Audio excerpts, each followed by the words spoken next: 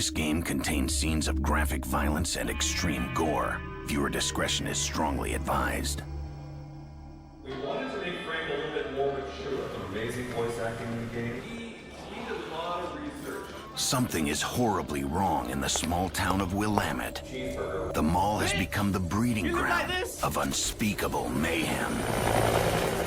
As veteran photojournalist Frank West, you suspect a terrifying conspiracy of epic proportions. Fantastic! I'm making the perfect game right now. You have 72 hours to uncover the story of a lifetime. Kicking, talking, bullshit mother. The only way to survive is to grab whatever you can get your hands on.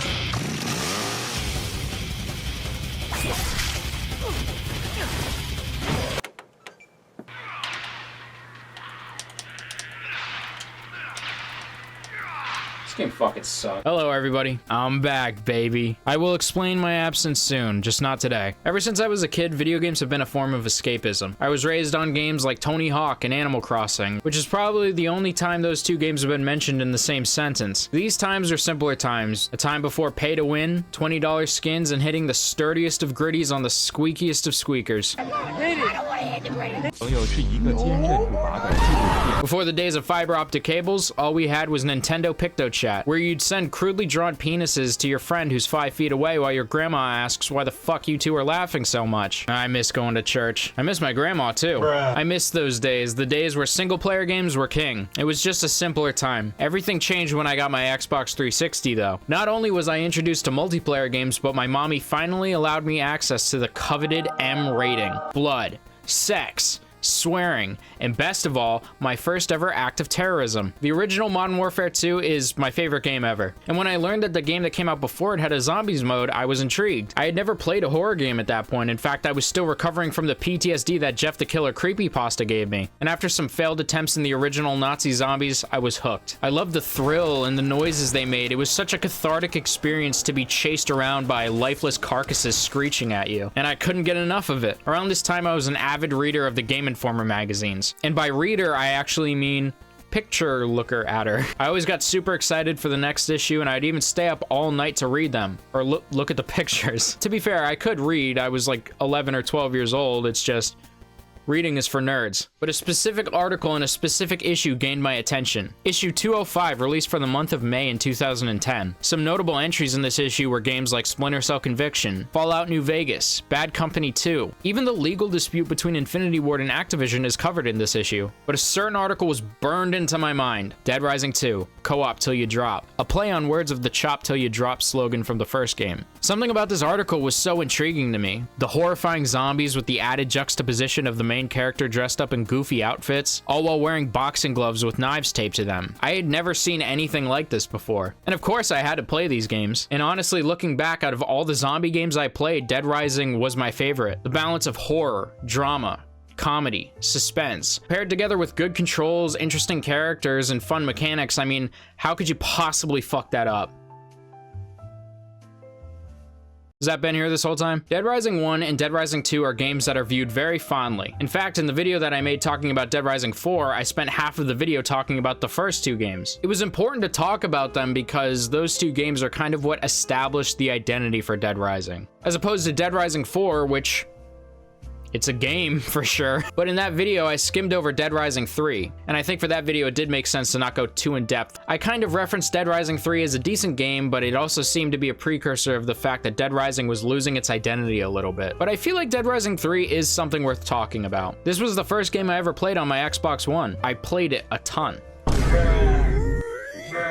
From what I remember about this game, back then when it first came out, it was viewed pretty negatively. But I noticed after Dead Rising 4 came out, the narrative on Dead Rising 3 shifted a little bit. It seemed more positive, at least from what I had heard from the community. A lot of people said that Dead Rising 3 was too easy and that too many of the mechanics were streamlined, and it was a far cry from the first two games.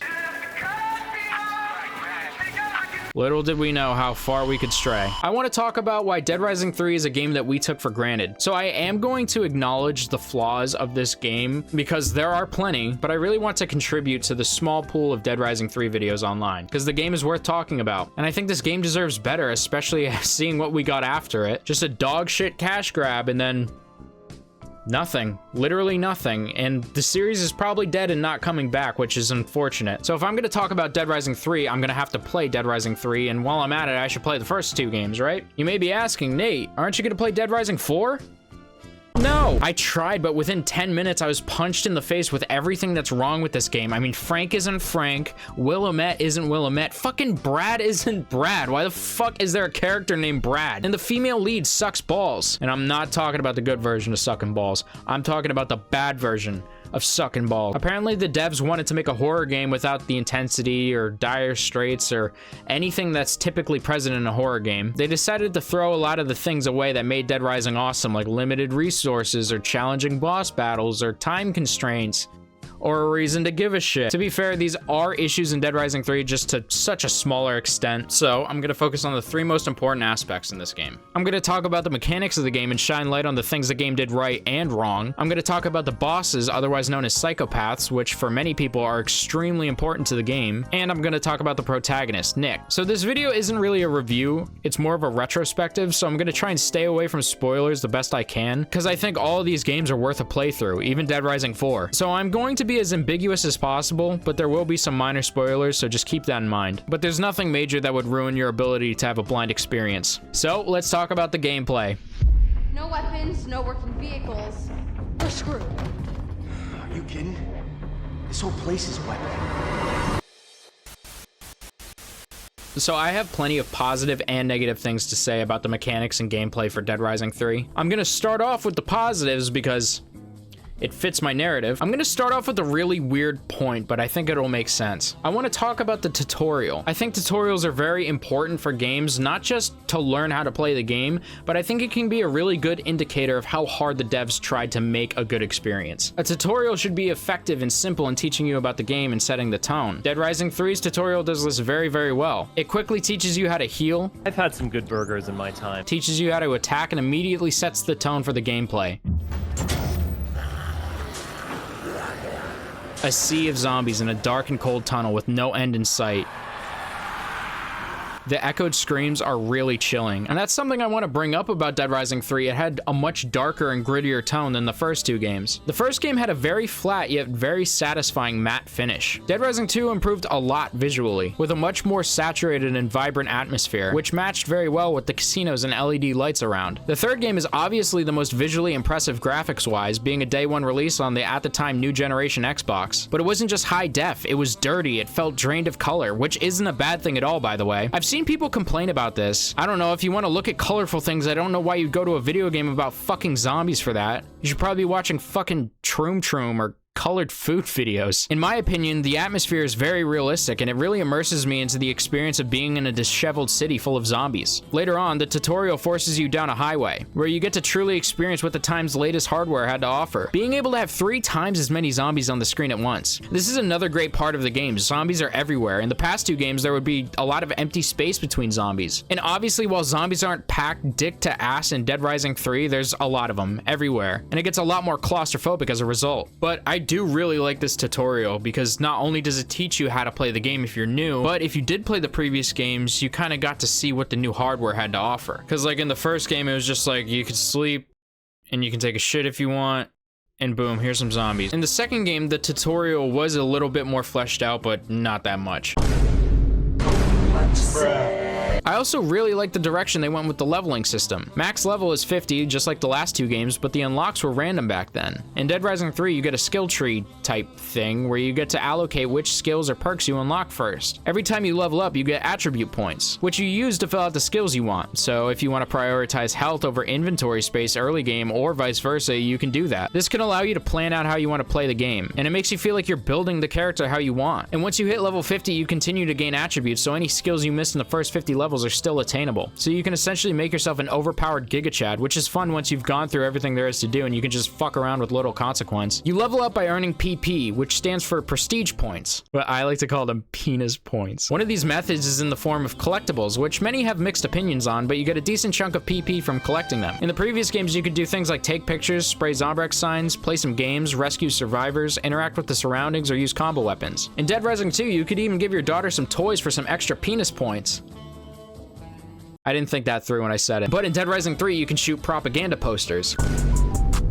collect Frank West statues, interact with murder scenes called tragic endings. You can also bail out survivors who are being swarmed. These are pretty simple tasks, but so were the things you do for PP in the first games. These seem more purposeful in my opinion, and you work towards a collective goal rather than spending 3 minutes punching dummies and running on treadmills, which, to be fair, was pretty amusing, but considering they're trying to freshen up the game, it's a cool direction in my opinion. But then again, I am somebody who had the patience to get all of the GTA 5 collectibles, so take that with a grain of salt. You can also use combo weapons for PP, but you also get PP boost by chaining kills for a multiplier. And this is a nice touch, and it didn't feel like it made it too easy to level up, in my experience at least. It's also just a satisfying part of games in general to try and keep up a combo multiplier. It makes mowing through zombies a bit more fun and rewarding. You also have PP trials, which, by the way, would be a great name for a documentary about Ghislaine Maxwell's court case. These PP trials are just like the ones in Dead Rising 2 off-the-record sandbox mode, where you get a fixed amount of time to complete a task. You can get a bronze, silver, or gold medal, which gives you better PP rewards the better you do. It's also nice because these are available in the story whenever you want to do them. You don't have to access a different game mode like you did in Off the Record. Some other things that are worth mentioning: not only are there more zombies on the screen, but the map is bigger than the first 2 maps combined. It's also the first Dead Rising game that doesn't take place in a mall. That is, if you don't count Case Zero and Case West, which I don't know why the fuck you would. The game focuses a lot on vehicles, giving you the ability to craft combo vehicles.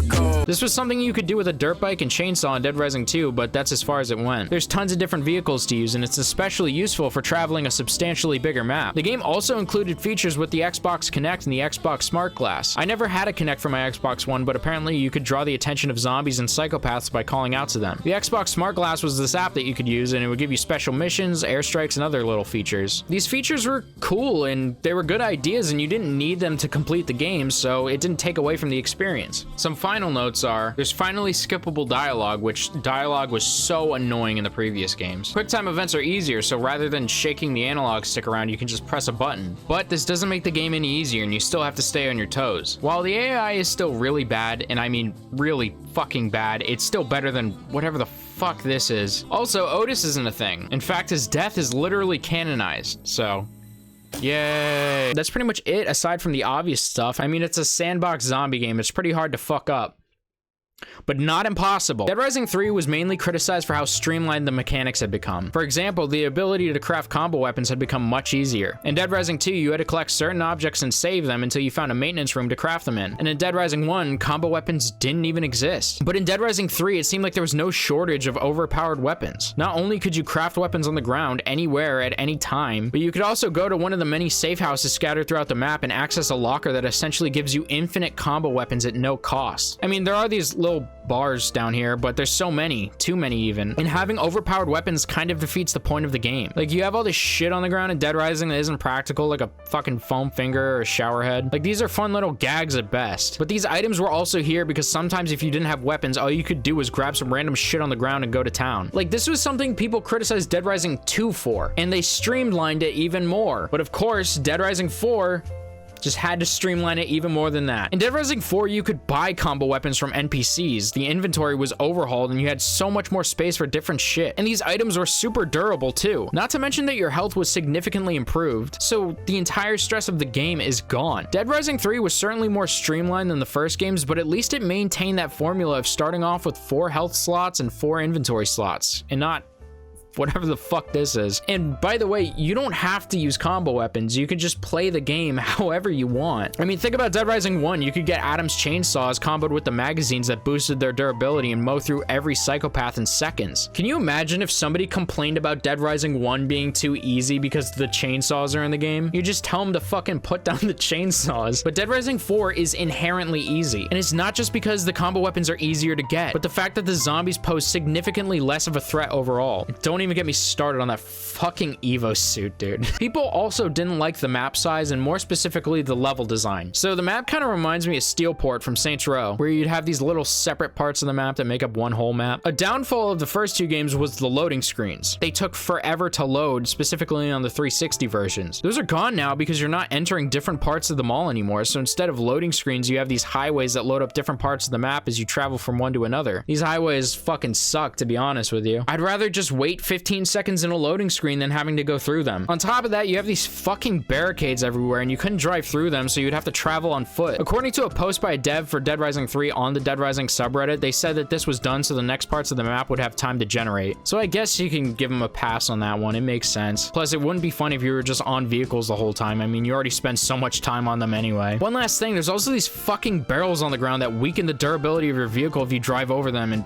oh my fuck. But this map is still a million times better than Willamette 2.0. A big criticism of Dead Rising 3's map that I definitely agree with is that, you know, you can't tell one place from another super well. I mean, you can kind of be like, oh, this is the construction zone, this is the rich part of town and all that shit, but it is pretty uniform. But even then, the map has its own character. They tried to go in a new direction and freshen up the game and had a pretty modern solution to those pesky loading screens, which, by the way, were like the biggest flaw in the first two games. So give them credit for trying. And like I said, Willamette and Dead Rising 4 is just so uninspired and boring, and that fucking Christmas music all the goddamn time, dude. Fuck. Moving on, the classic timer of 3 days has been extended to 6. Out of all the decisions they made in this game, I don't fucking understand this one at all. I can't defend it. Because I was able to do every psycho, do a handful of side missions, and the entire story while still dicking around for a bit and had barely gotten into day 2. I don't know why there needs to be 6 days. I don't even think there needs to be 3, to be honest. And plus, I can just go back to chapter select and play any part of the game that I want for as long as I want. If you haven't played Dead Rising, you may be asking, why is the timer so important? And to be completely transparent with you, I don't think I've ever ran out of time once when playing through the Dead Rising stories, even when I only had 3 days. But let me pose a hypothetical question to you. If I gave you a 9-piece puzzle,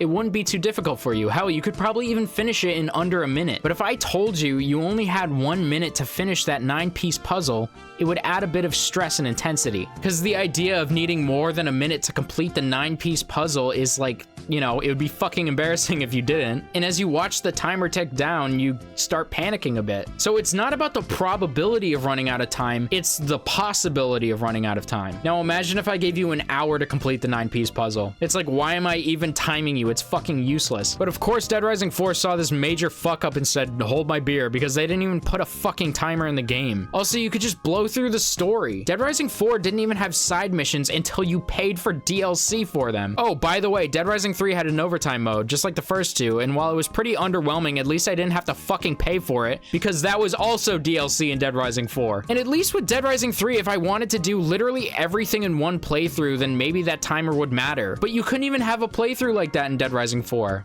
Unless you bought the fucking DLC.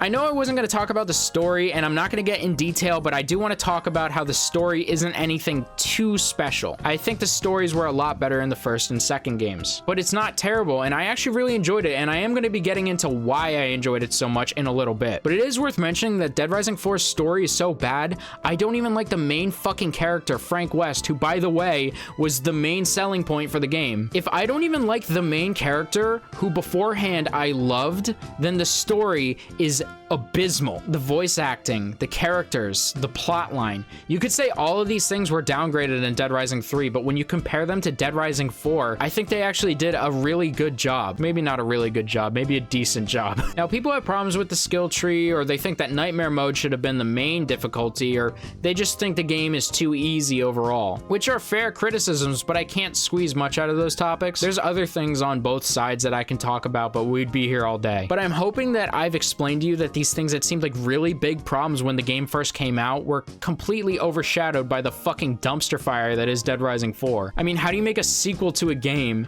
and make all of the problems of the previous game worse? It's like you have to try. Dead Rising 3 is fun. I think anybody who enjoyed the first two games can enjoy Dead Rising 3, but I don't know if I could say the same for Dead Rising 4. You know, now that I think about it, I'm realizing I left something out about the gameplay and mechanics. Look on the bright side. Zombies are stupid and slow. We should be safe in here.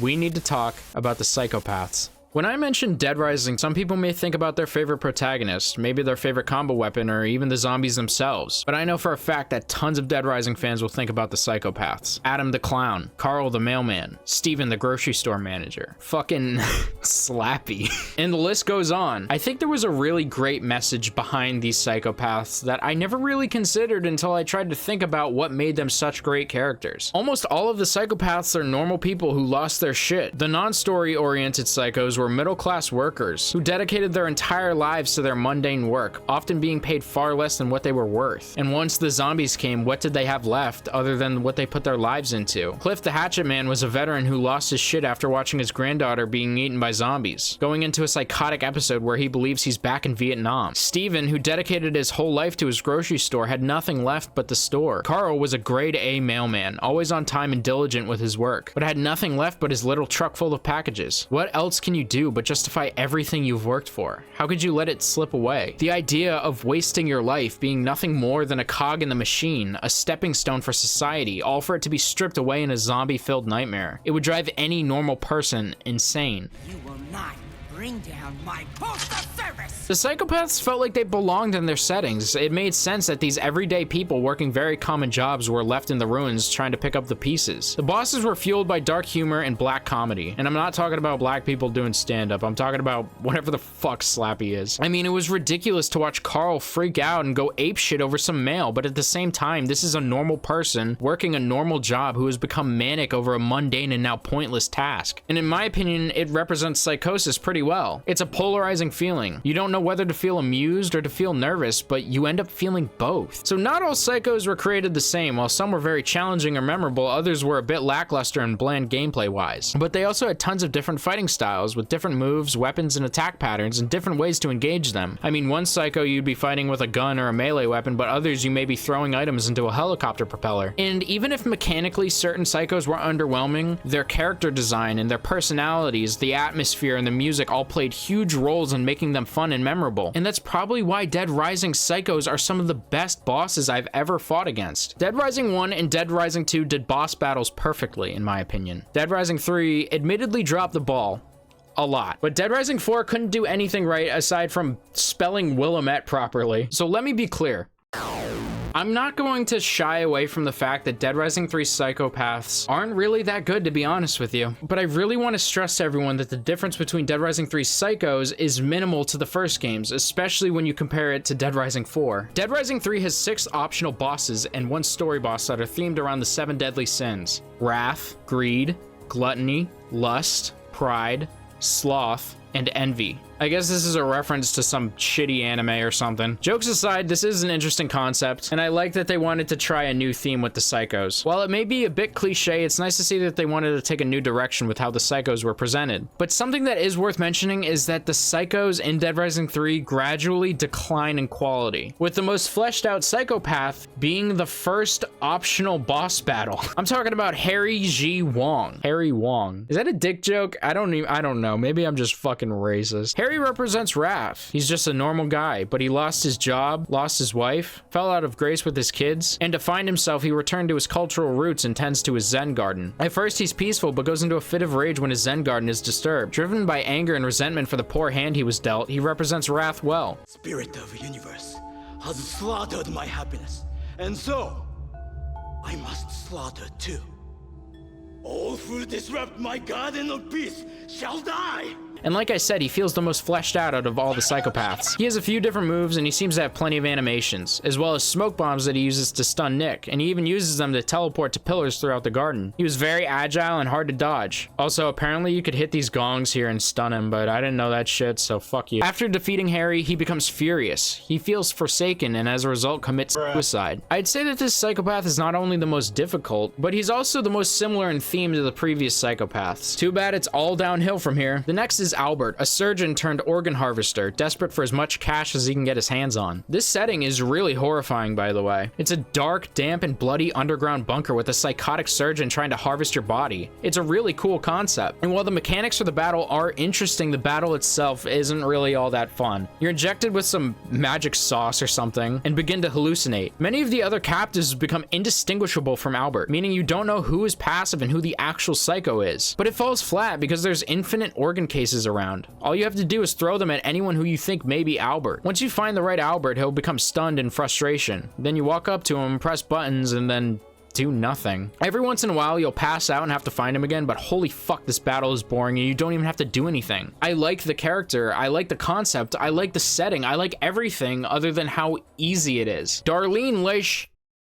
I'm not reading that. Darlene is an obese woman who eats a lot of food. She represents gluttony. I have nothing to work with. To say something nice, she reminds me a bit of Chef Antoine from Dead Rising 2, in the sense that they're both food-based bosses that regenerate health by eating. Both are cumbersome, but in different ways. Antoine is pretty difficult, especially without the dodge skill, but Darlene is difficult because she's constantly fucking throwing up and running into you, and it fucking sucks. It's not hard, it's just annoying to spend half of the boss battle falling over and getting back up. And it's not redeemable because that's the only part that makes it hard. So I'm not gonna go super in depth with the rest of the 7 deadly sins. At this point, I've established that the characters are interesting, they're well designed. I even like the direction that they went with portraying the 7 deadly sins. It just falls flat so fast. The last psychopath is just a nympho with some weapon that looks like a dick. It's pretty spooky, I guess. There's some clever innuendos, but it's just nothing. The gameplay is boring, and I don't even know what his mechanics were off the top of my head. Jerry represents pride. She's obsessed with her image and bodybuilding. Also, I'm accompanied by Big D.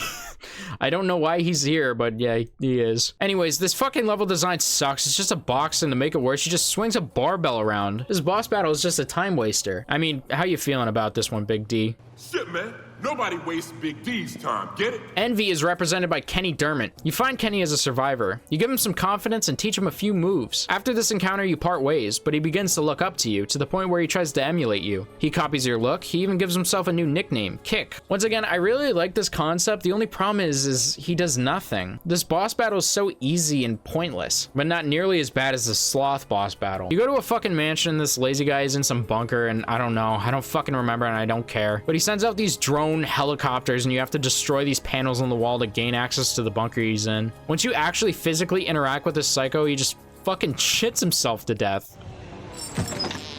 I need to stop for a second and just establish I'm not here to tell you that Dead Rising 3 is the best game ever with no flaws. My goal here is to shine light on the fact that Dead Rising 3 is far more faithful to the franchise once you bring Dead Rising 4 into the mix. Overall, the psychos in Dead Rising 3 are underwhelming. They feel like an afterthought, which is fucking bad because, like I said, Psychopaths are some of the most memorable parts of the game for a lot of Dead Rising fans. But Dead Rising 3's Psychopaths are still faithful to Dead Rising. They took a different direction, and it seems like despite the execution, the concept of these characters is interesting. And even though psychos like Lust, Envy, and Pride all feel very similar in combat style and engagement, these are still Dead Rising Psychopaths, as opposed to the Maniacs, which are fucking terrible. Not only are they easier and more bland than even Dead Rising 3 Psychopaths, they have no soul. They feel completely out of place. At least there are positive things that I can say about Dead Rising 3 Psychos. I mean, hell, they have their own cutscenes, they have their own lore, they have pretty thought out character design. I think the voice actors did a decent job, and most of them managed to make sense in the setting, even if they could have been executed better gameplay wise. Look, let me level with you for a second. Jerry didn't piss me off the way Leon did. Darlene didn't fill me with disgust the way Randy did. Harry didn't hurt my soul the way Cliff the Hatchetman did. But you know what pissed me off, filled me with disgust, and hurt my soul even more?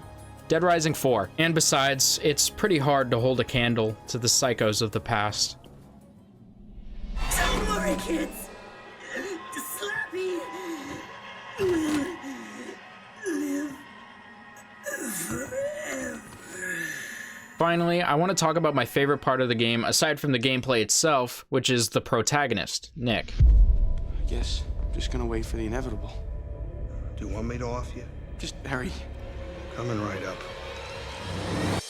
Nick is my favorite Dead Rising protagonist. This may be an unpopular opinion, in fact you may view it as objectively wrong, and I understand why you may feel that way, but I don't think we should be using our nostalgia boners when talking about which protagonist is the best. I also don't think that just because Dead Rising 3 isn't the best game doesn't mean it can't do certain things better than the previous installments. Nick is extremely different from Frank and Chuck. Frank and Chuck definitely show their humility a lot. You kind of watch them fall into madness and depression as the story progresses. They've dodged so many close encounters, they've killed people, they've watched people be killed, but a lot of the time it feels like Chuck and Frank just don't really give a shit, which is based, especially when you're watching someone die a slow and painful death and you shoot off a one-liner, but I think this is pretty hard for most people to relate to. I mentioned in my video about Dead Rising 4 that Chuck and Frank are very good protagonists. They're blank slates that you can immerse yourself in, while still having likable characteristics that you can latch onto, which gives you the perfect balance for you to care about these characters and still feel like it's your story. Nick also does this very well, but in a much different way. Nick Nick is much more of a timid and nervous person. In fact, many times throughout gameplay, you'll hear Nick hype himself up and even talk to himself to calm himself down. It's established in the story that Nick is an orphan, and he references Rhonda, his boss at the mechanic shop he works at, as the closest thing he's ever had to family. Nick is also substantially younger than the first two protagonists. According to this flyer, Nick could be as young as 18 years old. This is a set of characteristics that the average gamer can latch onto, and I can't believe I just said the phrase average gamer. I mean, he's a younger guy who's a bit socially anxious, and more specifically, he doesn't have much of a feeling of purpose in life. And I think a lot of gamers can relate to that. You see, Frank and Chuck had a reason to fight. Frank wanted to get the big scoop, and I'm not talking about ice cream. Unless you're serving up a brain and guts gelato. Frank's motivation was to salvage what was up until that point a lackluster photojournalism career. With Chuck, his motivation was simple. He needed to save his daughter, Katie. He was also framed as the person who started the outbreak in Fortune City, in an act of revenge for the death of his wife. Acquaintances describe Green as a dubious little creature getting up to mischief. This is no good. So he needed to clear his name. These are both really good and interesting plot devices, but I think what makes Nick so great is that he doesn't really have anything to fight for. Why is this a good thing, you may be asking? Well, because more than likely, if we were in a situation like this, we wouldn't have these complex plot points. We wouldn't be fighting to uncover the mystery of the first zombie outbreak ever, and we probably wouldn't be trying to clear our name after being framed for a terrorist attack. Nick's story is a story about an awkward kid who gets caught up in a chaotic apocalyptic nightmare, and the only goal is to get the fuck out. And to be fair, there are things that are revealed that show Nick is very important to the story, but these things aren't revealed immediately. In fact, they're not even revealed until the latter half of the game, and at that point, you've already bought into Nick and his plight. Nick is great because I'm not forced to care about him. I'm not told to think that Nick is important. I find him important because I'm asserting myself into his story and character. Something else that's great is that Nick doesn't seem to follow the pattern of the first two protagonists, rugged men fighting for a cause. It seems like Nick goes from a timid and awkward kid to a kick-ass motherfucker that doesn't take shit from anybody. In Dead Rising 1 and Dead Rising 2, we watched Frank and Chuck lose themselves. But in Dead Rising 3, Nick becomes better and he finds himself and his purpose. Frank and Chuck become heroes, but it feels like they always had that hero inside of them, as opposed to Nick, who we watch become a hero not just through his legacy, but within himself as well. Remember that thing I mentioned earlier about Dead Rising protagonists being a good balance? Nick does this the best, because his story and his personality are the most open for immersion, while also being very expressive. This is a video game, not a movie. The story shouldn't be told to me, I should be telling the story, or at least feel like I am. And a character like Nick does this very well. I feel like I'm playing myself, which is the best way to make me care about a character. And despite the fact that a lot of the characters in the game are underwhelming and you could argue the story isn't as interesting, Nick makes me not give a shit about that. The story takes a back seat to the experience, which is what I think should be prioritized when playing a game like this. I understand if you like Frank or you like Chuck more, but Nick, in my opinion, is the best. Frank and Chuck feel like they were destined to win, but I felt like I earned it with Nick, and watching him grow was really special. I like that he's not the same rugged badass that Frank and Chuck were. I like that he finds his purpose instead of fighting to maintain one, and I like the way that he progresses along with the story. And to be honest, he might be one of my favorite main protagonists, not just in Dead Rising, but in any game.